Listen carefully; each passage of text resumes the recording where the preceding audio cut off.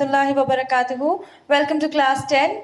Students, today we'll be learning an interesting poem wherein we learn about a person's emotion, and that emotion is anger. What happens when you usually fight with your friend? You don't talk to her for a few minutes, then the anger increases because even if she doesn't respond to you, again that continues for a few days, and finally if she's your friend, you both get in touch with each other. But for example, you have enmity with somebody, it is not good to continue with the enmity. Rather, you need to clear out everything, whatever was there, and become good friends. So, this poem is composed by William Blake. William Blake was not a regular school student. He didn't go to school on regular basis as we went, as you're coming, right? So, though he never had the knowledge of how to compose poems, he still wrote so many poems that not based on the outer appearance. Rather, he's described person's inner appearance. That is, we tell no, don't be, if you have a good looking face, you need to have a good looking feature also, right?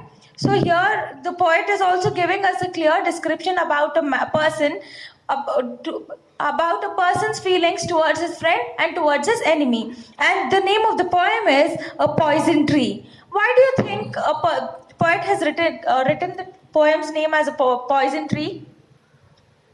Let's read and find out what's there. So before we read, I request you all to follow page 109. And this poem is for memorization. You need to memorize all the 4 stanzas. So, do you all get angry at times? Yes, of course. That's by nature. If we don't get satisfied with what we want, our emotions turn out to be bad. That is, we become angry. So here let's see how a person's emotions are towards his friend and his enemy. I was angry with my friend. I told my wrath did end. So here, my wrath, the word wrath stands for anger. So the poet is telling, I was angry with my friend. I told my anger that I tried to convince myself. He calmed down and he went back and spoke to his friend, and that is how his anger came. He was calmed down. I was angry with my foe. I told it not. My wrath did grow. So now the poet is telling us he was angry with his enemy. The word foe stands for enemy. When he was angry with his enemy, he never went and told the enemy that I'm angry with you because you've done this to me. That is the reason of my anger. Rather, he kept it to himself, and that anger started growing within him. And see, poet is clearly telling us that if you're building anger towards a person continuously, that grows to such an extent that finally you come up to thoughts of killing that person, not physically but mentally, that you don't want that person to be in your side.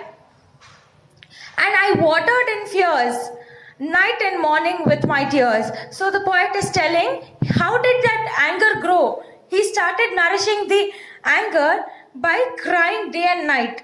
See, when you can't explain somebody about what you're going through, you only sit alone and cry. That is the only thing you do, right? That is human nature. So the poet is also telling us that when he was not able to tell the enemy why he's angry, he started sitting and crying, thinking, oh, why am I not able to tell? So that is how he started growing his anger. And I sunned it with smiles and with soft deceitful wiles. So the poet is telling, how did he grow his anger? He would fake his smile to everybody, but his inner emotion, what was developing, started growing with this fake smile. And he also gave false. He also developed it by certain tricks. For example, you have a friend who has hurt you, and you're not able to confront her. Go and tell her, you've done this to me. I'm not happy with what you've done. So what do? Yes, you keep it to yourself. And when it is unbearable, when it's when you come to a level of intolerance, what do? You go and share it to somebody else, and you start spreading hatred towards her. And you tell wrong things about her. That is how your hatred begins, and it grows very high. So the poet is also telling, He grew up his anger by crying day and night and by giving fake smiles and using silly tricks.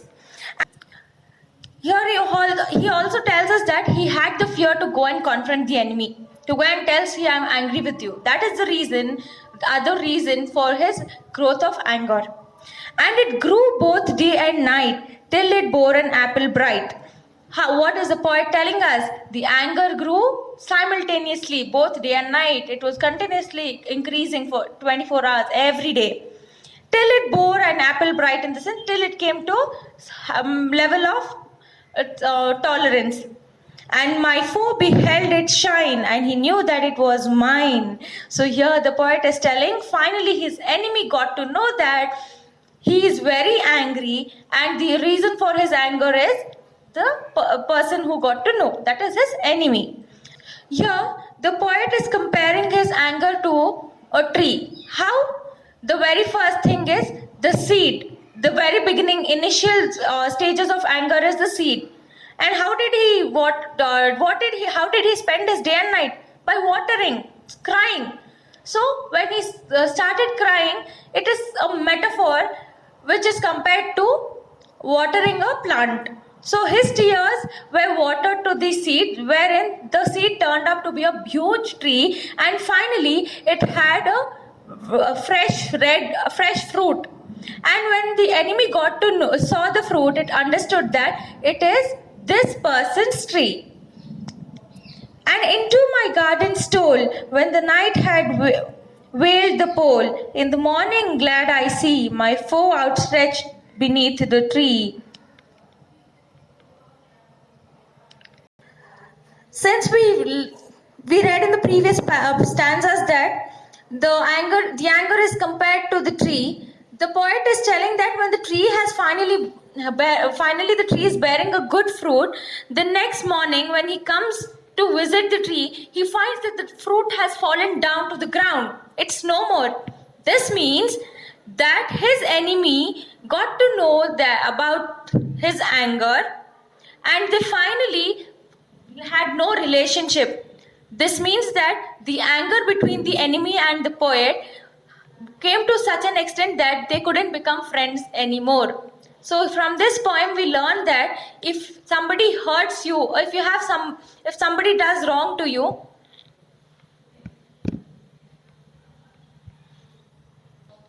so now the very first question that comes to mind is, what is the relationship with enemy? Always remember in mind, there's a quote or a phrase which goes in saying, enemy is your best friend, right? Why? It is because when we start competing with our enemy, it is that point where we learn to come up in our life, because the enemy is our other helping hand. We look at him. If we see his progress, we get a thought in our mind, when he is doing it, why can't I do it? These are the thoughts. So this is the relationship between the enemy and yourself. So the poet is telling us that his relationship with the enemy has finally ended. There is no more enmity, because the enemy has got to know the poet's anger. So in this poem, we learn that we should not develop anger towards anybody. Rather, go and confront them for the reason they've hurt you.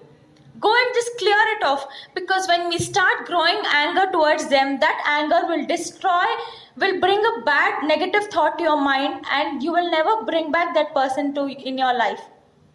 I hope you've understood this lesson. Thank you.